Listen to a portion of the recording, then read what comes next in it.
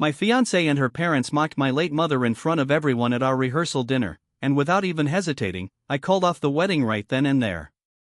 I'm 33, and up until recently, I was engaged to Emily, a woman I truly believed I'd grow old with. We met about 6 years ago at a backyard cookout through some mutual friends. She had this amazing smile, a quick wit, and from the minute we started talking, we just clicked. So when I proposed a year ago, I didn't second guess it. She felt like the right person, and it felt like the right moment. But when I asked Emily to marry me, I wasn't just signing up for a life with her, I was also tying myself to her family. Her parents, Thomas and Helen, are the kind of folks who live for attention. They're loud, opinionated, and always seem to have something to say about everything and everyone. At first, I chalked it up to just being their personalities, but as time went on, I started to see how their sense of entitlement crept into almost everything they did. Before I get into what actually happened, I need to tell you about my mom. Her name was Margaret, and she was easily the kindest, strongest person I've ever known. She died 2 years ago after fighting cancer for 3 grueling years. Even while battling that monster of a disease, she somehow managed to keep thinking of others, and that kind of strength really humbled me. She taught me so much about being kind, being generous, and standing up for the things that matter. My mom wasn't just my support system, she was a lifeline for so many people. She had this incredible ability to help others in a quiet, respectful way without making them feel like they owed her anything. That included Emily's family, too. Thomas and Helen owe her more than they'd probably ever admit, but you sure wouldn't guess that from how they talk about her now. When I first brought Emily home to meet my mom, it actually went okay. My mom liked her, she told me that, and Emily was polite enough at the time. But as our relationship got more serious, it became clear that Emily and my mom didn't really click. It wasn't anything explosive, just little things, like Emily saying my mom was too involved or a bit too eager to lend a hand. That kind of talk bothered me, but I brushed it off. I figured maybe Emily was just adjusting to being around a new family. The truth is, my mom went above and beyond for Emily's family. Years ago, when their restaurant was on the verge of going under, my mom stepped in and co-signed a loan so they could stay afloat.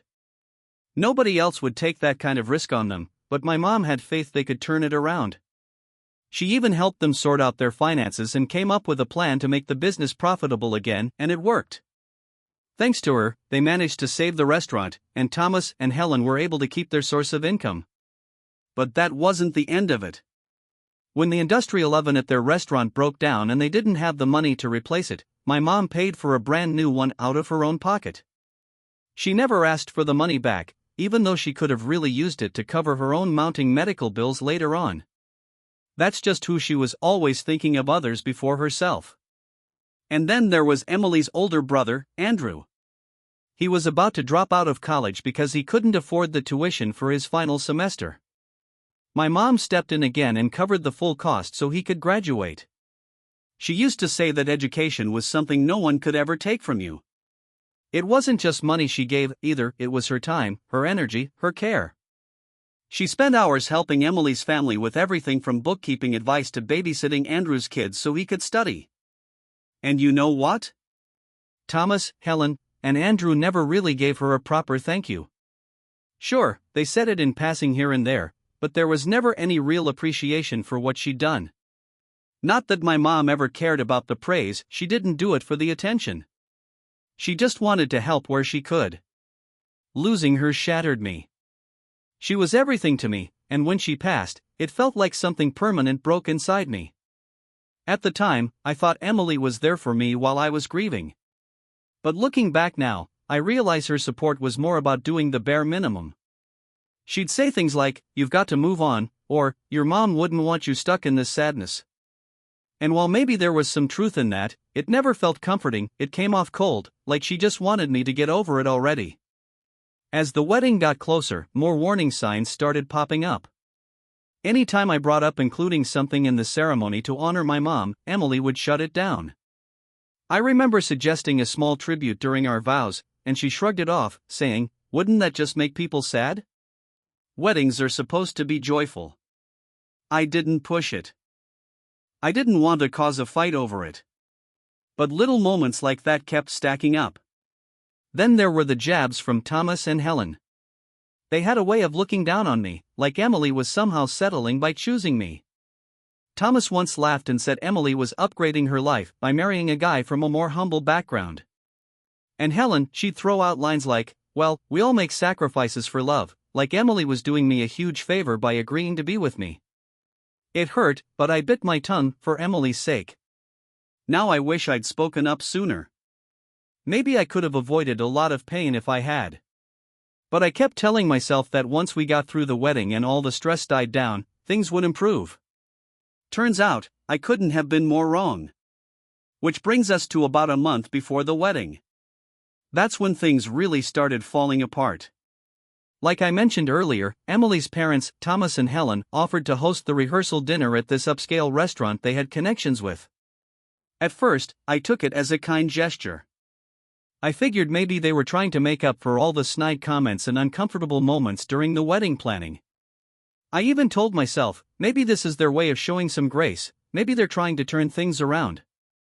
But here's the thing, this dinner wasn't just about being generous. From the get-go, Helen made it into a spectacle.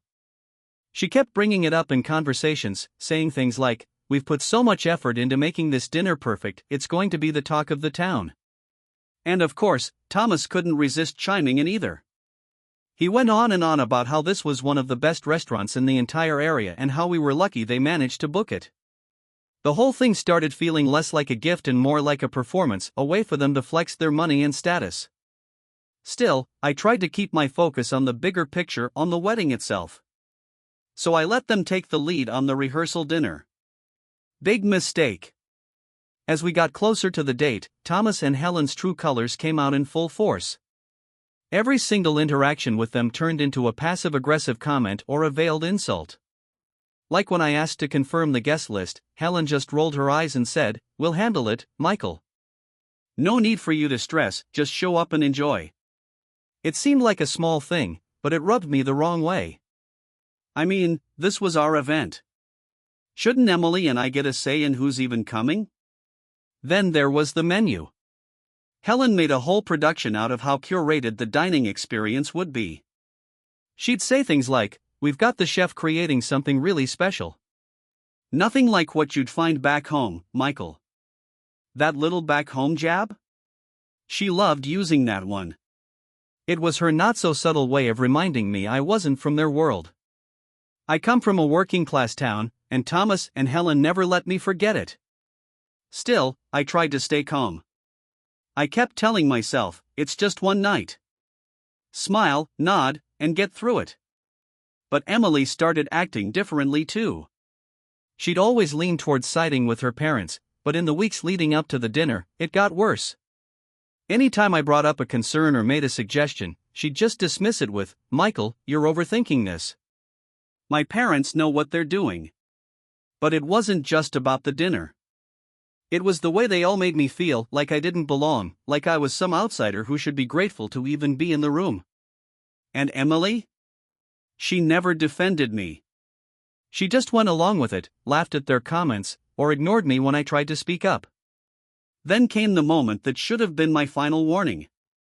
About a week before the dinner, Emily and I were at her parents' house, going over some final wedding details. Helen was in full-on control mode, flipping through seating charts and floral swatches like she was planning the royal wedding. At one point, I suggested changing the centerpieces to something simpler, something that would have reminded me of my mom. Helen didn't even look up. She just said, "Oh, Margaret had interesting taste, didn't she? But this is Emily's day. Let's keep things modern, shall we?" I froze. It was a quiet jab, but it hit like a punch. And Emily? She didn't flinch. She kept scrolling on her phone like nothing had happened. I wanted to say something.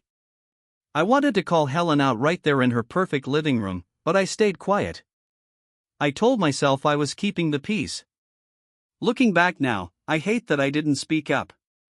Every little insult, every dig, they were all building up. But I kept brushing them off, hoping that if I just made it through the wedding, things would calm down. Then the night of the rehearsal dinner finally arrived, and from the second we got in the car, I could feel something was off. Emily and I drove to the restaurant together, and I tried to make light conversation, crack a joke or two, maybe ease the tension.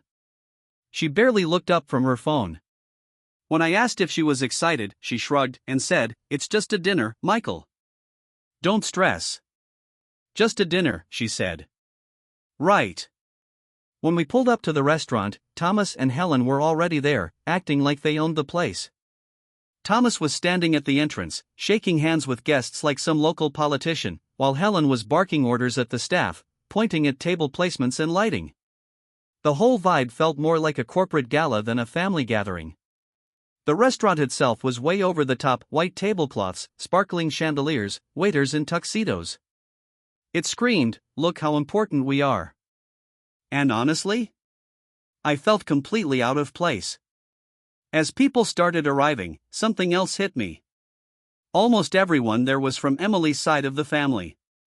I looked around and realized there were maybe 3-4 people tops from my side: my dad, my sister, and a couple of close friends. Everyone else? Emily's relatives or her parents' business associates.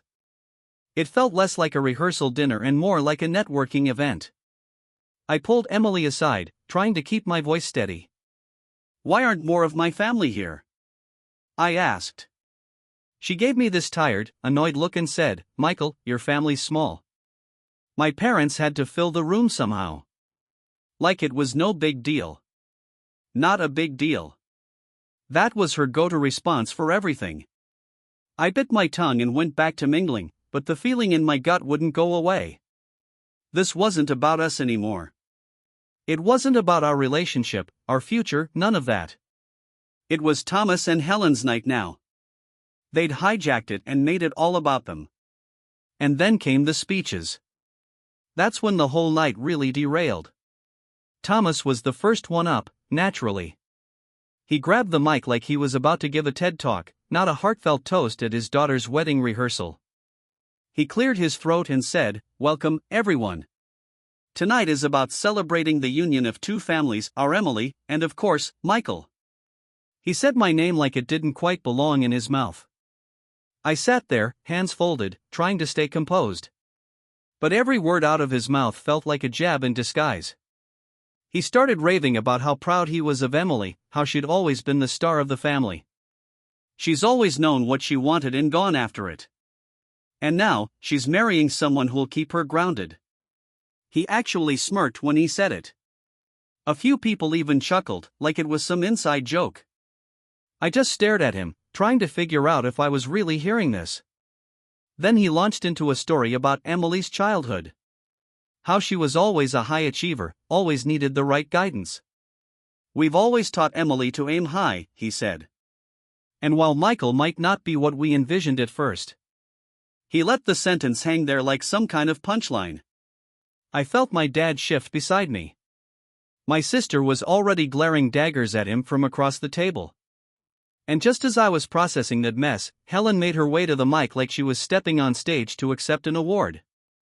Her speech started out sweet enough: how much she adored Emily, how excited she was for the big day. But then, the tone shifted. She started talking about how Emily deserved the best in life, and said, "Good thing she's patient. She's taught Michael so much already." I nearly choked on my water. Taught me what? How to swallow every insult her parents threw at me without flinching. Then she turned directly to me. "We're so happy to welcome you into the family, Michael," she said, flashing a smile. "It'll be nice to finally have someone who doesn't mind getting their hands dirty, right?" She laughed. A few of her relatives joined in, like it was the funniest thing they'd heard all night. I looked to Emily, hoping she'd look even a little uncomfortable. But no. She was smiling, laughing right along with them. And just when I thought it couldn't get worse, Thomas got back up. He clinked his glass like he was about to deliver the grand finale. "One last thing before we wrap this up," he said. "I just want to acknowledge someone who's no longer with us but played a big role in shaping who Michael is, his mom, Margaret." For a brief second, I let my guard down. I thought he might actually say something kind. Something respectful. But no. "Margaret was one of a kind," Thomas said. "She had a habit of inserting herself into situations, didn't she? always had an opinion on how things should be done. He laughed. Helen chimed in immediately. Oh, she definitely had strong opinions. Remember how she always insisted on helping, even when we didn't ask? They were talking about my mother like she was some meddling neighbor. Like she was a joke. But Thomas wasn't done. In all seriousness, he said, Margaret was generous. She helped us a lot. Sometimes, too much, if I'm being honest. Then he winked. Winked. Like it was some shared joke between friends. The room went quiet. But he just kept talking. We'll be sure to keep her spirit alive at the wedding, he said. Let's just hope Michael doesn't inherit her enthusiasm for taking charge. We wouldn't want him meddling too much, right? That was it. My face flushed with heat, and I could feel my fists tightening under the table. I looked at Emily, begging her, silently, to say something. To shut it down. But she just laughed and said, Oh, Dad, stop, like it was all harmless teasing. Harmless fun? They were mocking my mother, my mom, who had passed away, in front of an entire room full of people, and Emily was smiling. I couldn't believe it. The worst part? Thomas and Helen thought they were being charming. They wore these smug little grins, like the whole room was in on the joke. But when I looked around, I saw it wasn't landing the way they thought. Some people avoided eye contact. Others shifted uncomfortably in their seats. When Thomas finally sat back down, the tension was thick enough to slice with a steak knife. Forks clinked against plates. Glasses clinked awkwardly. People were clearly just trying to move on from the train wreck. Then Emily leaned over and whispered, Are you okay? Her tone was so casual, like she was asking if I wanted a refill on wine. Not if I was barely holding myself together. I didn't even look at her. I just nodded, jaw clenched so tight I thought my teeth might crack. And then, because this night apparently wasn't done with me, Helen came over to our table. Michael, she said, all syrup and sugar, I hope you weren't offended. Thomas and I just wanted to add a little humor to the evening. It's all in good fun. That was it. Something in me just snapped. I couldn't sit there and stay quiet anymore. I stood up so fast my chair scraped against the floor, loud enough to turn heads. Are you serious right now? I said. My voice was low, but it trembled with anger. There I was, standing in the middle of the rehearsal dinner, chair still tilted behind me, the entire room frozen like someone had hit pause. Every eye in the place turned to me, but I didn't care. My heart pounded.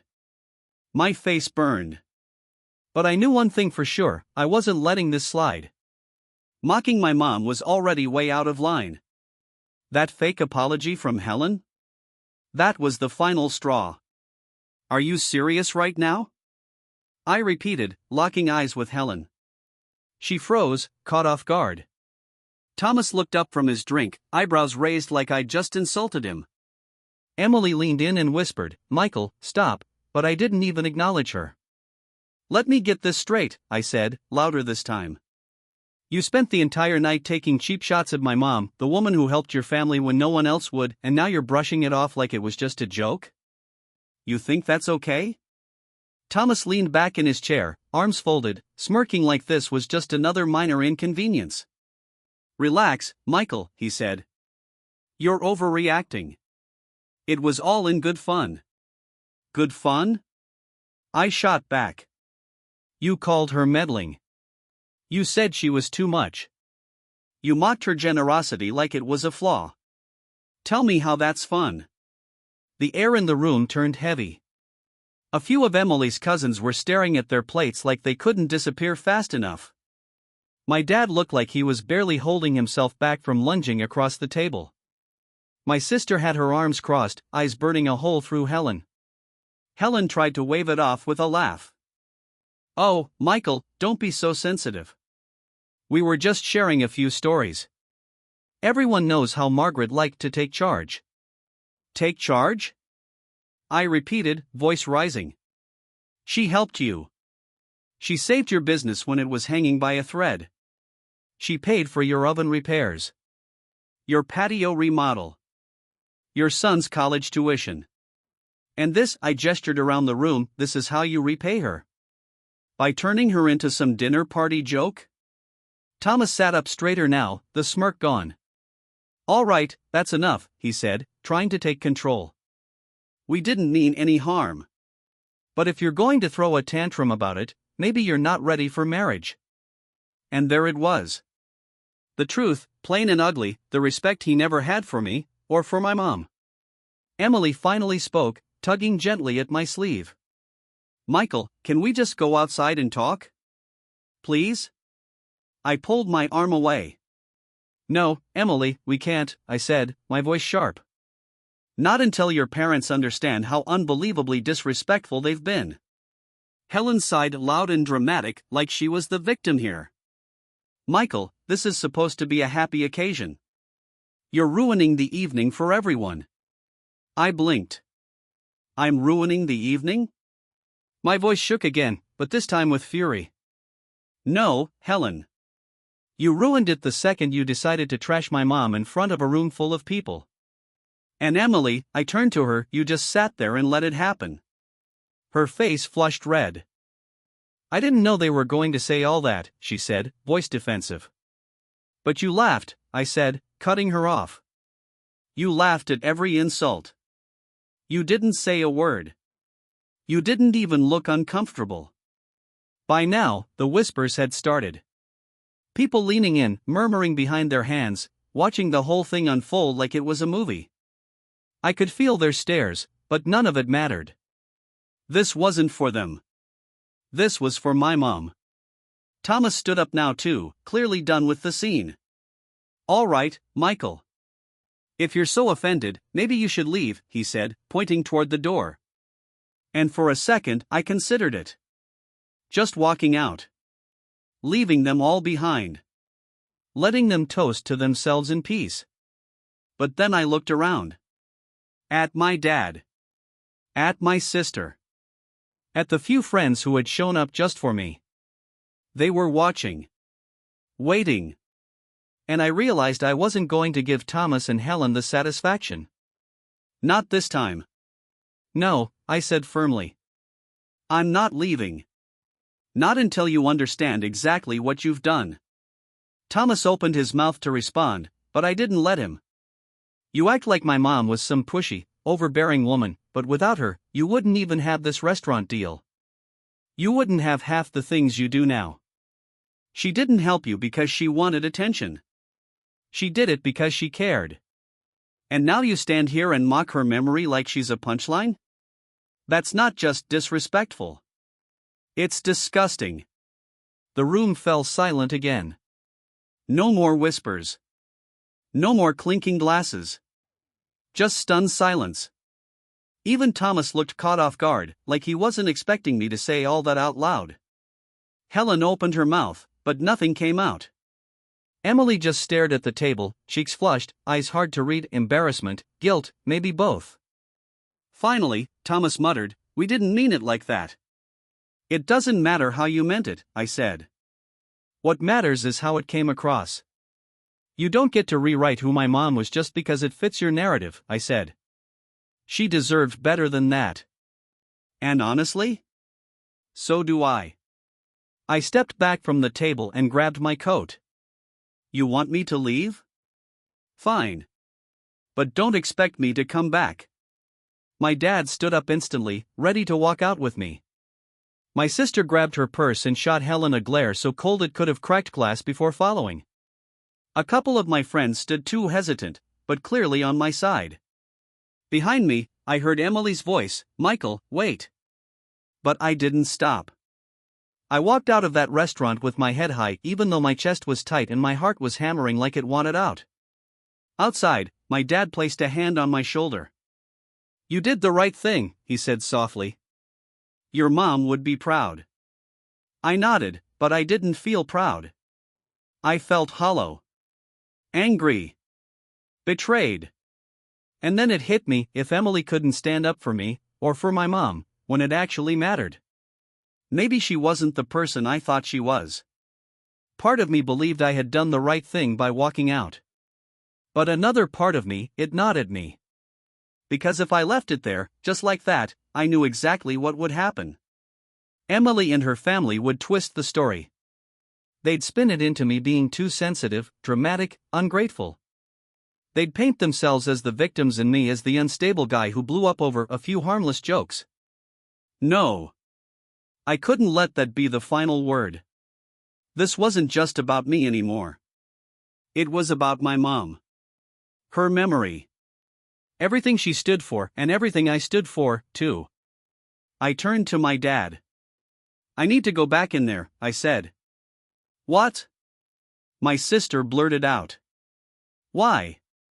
You don't owe them anything. I know, I said, meeting her eyes. But I'm not leaving this half done. They need to hear it from me. Loud and clear. That this is over. That I'm done for good. My dad looked at me for a moment, then nodded. If that's what you need to do, we've got your back. No, I said, shaking my head. This part I have to do alone. My sister looked like she wanted to argue, but she stayed quiet. I turned and walked back toward the restaurant. My stomach twisted itself into knots with every step, but my mind was clear. I wasn't going back in to cause a scene. I was going back in to end it. When I pushed the door open, the noise died down fast. People turned, whispering to each other as I walked back in. Eyes followed me as I crossed the room. Emily was still at the table, pale-faced and wide-eyed. When she saw me, she stood up. Michael, what are you doing? I didn't answer her. I walked right past her, straight to the front of the room where Thomas and Helen were still seated, looking like they'd just gotten away with something. Thomas raised an eyebrow as I approached, clearly surprised. Helen gave me that same fake sweet smile she'd worn all night. Back so soon? Thomas said, voice dripping with smugness. I didn't even look at him. I turned to face the room. Excuse me, everyone, I said, loud enough to cut through the murmuring. The chatter died instantly. Forks stopped mid-air. The room went still. My heart pounded in my chest, but my voice stayed steady. I have something I need to say. I glanced at Emily. She was frozen, her hands clasped tightly in front of her. I know this isn't what anyone expected, and it's definitely not the timing I would have chosen, I said. But after what happened tonight, I don't see any point in waiting. I paused. Took a breath. This wedding is off. The reaction was immediate gasps, murmurs, chairs scraping back as people turned to each other in shock. Emily's jaw dropped. Her hands flew to her mouth. Michael, no, she whispered. I held up a hand, silencing her. The room went quiet again. Even the waitstaff had stopped, frozen in place. This isn't just about tonight, I said. This is about the kind of family I'd be marrying into. A family that doesn't respect me. A family that doesn't respect my mom. A family that doesn't share the values I was raised with. I can't and I won't spend the rest of my life being treated like I'm less than. Like the people I love are punchlines to your jokes. Thomas finally found his voice. You're making a big mistake, kid, he said, condescending as ever. You're throwing away a good thing over nothing. I laughed. Bitter and sharp. Nothing? You think disrespecting my mom is nothing? You think mocking her, treating me like a burden, gaslighting me into silence, that's nothing? No, Thomas. The real mistake would have been going through with this wedding. Tying myself to a family that never deserved me in the first place. Helen looked like she was on the verge of tears, or maybe just mortified that their smug little act had backfired. Michael, she said, voice trembling, let's not make decisions in the heat of the moment. We can talk tomorrow. Everyone just needs time to cool down. No, I said, my voice firm. We're not talking tomorrow. Or ever. This is done. I turned to Emily one last time. She was crying now, mascara running, mouth half open like she didn't know whether to scream or beg. I turned away and started walking toward the door. Every step echoed like a drumbeat in the silence. Just as I reached for the handle, I heard her call after me one final time. Michael, please don't do this. I paused. Hand on the door. Then I turned back and said, I already did. And I walked out. It felt like tearing off a band-aid, painful, raw, but also freeing. There was a sting, sure. But more than anything, I felt relief. It was over. The wedding. The humiliation. The constant feeling of being second best in a family I was supposed to join. All of it done. The next morning, the real fallout began. I woke up to over 100 unread messages on my phone. Most of the messages flooding my phone were from Emily. A few came from Thomas and Helen, and oddly, some were from her extended relatives I barely even knew. The tone? A wild mix. Some were begging for forgiveness, others were downright venomous. Emily's texts were filled with desperate apologies. I'm sorry, Michael. I never meant to hurt you. Please, just talk to me. Thomas's messages were angrier. You humiliated us in front of everyone. You're going to regret this. And Helen? Of course she played the victim. I can't believe you'd do this to Emily. She didn't deserve that. I didn't respond to any of them. By the afternoon, Emily showed up at my apartment. I knew she would, it was only a matter of time. I'd been bracing for it all day, but that didn't make opening the door any easier. She looked rough. Like she hadn't slept at all. Her eyes were red and puffy, her face blotchy from crying. She was still in the same dress from the night before, like she'd gone home and collapsed right into bed. Michael, she said quietly, voice trembling. Can we please talk? I crossed my arms and leaned against the doorframe. What's there to talk about, Emily? I said everything I needed to last night. She flinched like I'd slapped her, but she didn't back down. I know you're angry, and you have every right to be, she said, voice cracking. But we can fix this. We can work through it. I shook my head. You really don't get it, do you? This isn't something you work through. She wiped her eyes with the back of her hand, trying to hold herself together. I was scared, okay, she said. I didn't know what to do. Scared of what? I asked, the anger rising again. Scared of upsetting your parents? Scared of making a scene? She didn't answer. Just stood there, crying, while I stared at her, waiting for some kind of sign, anything, that she actually understood what she'd done. But nothing came. She stepped closer, her voice dropping to a whisper. Please, Michael. Don't do this.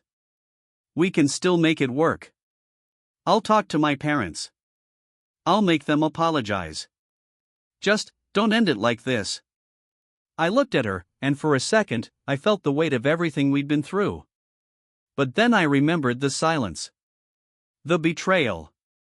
The way she stood by and let it all happen. It's not just your parents, Emily, I said quietly. It's you. Last night showed me exactly who you are. And I can't unsee that. Her eyes widened. Her face crumpled as the reality of my words sank in. A few weeks later, I was home on a quiet Saturday afternoon, cleaning out a box of my mom's keepsakes. I'd kept it ever since she passed, full of things that felt like little pieces of her. Her favorite necklace. A pair of earrings she always wore to church. And the locket, small, delicate, with a tiny photo of my grandmother inside. That locket had been passed down through generations, mother to daughter. Before she died, my mom gave it to me. One day, she'd said, "You'll know who to give it to." I never had. I kept it safely tucked away, too sacred to part with. But that day, as I opened the box, my heart dropped. The locket was gone. At first, I thought maybe I'd misplaced it. I emptied the box, checked every drawer, every corner of the shelf, even the floor around it. Nothing. Panic set in. Someone had taken it. And the only person who'd been in my apartment recently, aside from my family and closest friends, was Emily. My stomach turned. She'd stopped by a few days after the breakup to return the engagement ring. She'd asked to use the bathroom before leaving. I hadn't thought anything of it. But now, the pieces clicked into place.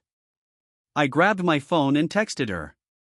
"Did you take the locket from my mom's keepsake box?" A few minutes passed. Then her reply.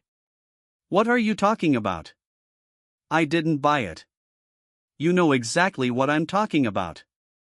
The locket my mom left me, it's gone." "You're the only person who's been here recently." Another pause. Then this. "I borrowed it because I wanted to keep a piece of her with me. I thought it would help me feel closer to you." Borrowed? She borrowed it without asking. Without even telling me. I was shaking with disbelief. I called her. When she answered, she sounded defensive, like I was the one overreacting. "Michael, it's not a big deal," she said. "I was going to give it back." "Not a big deal?" I snapped. "That locket has been in my family for generations.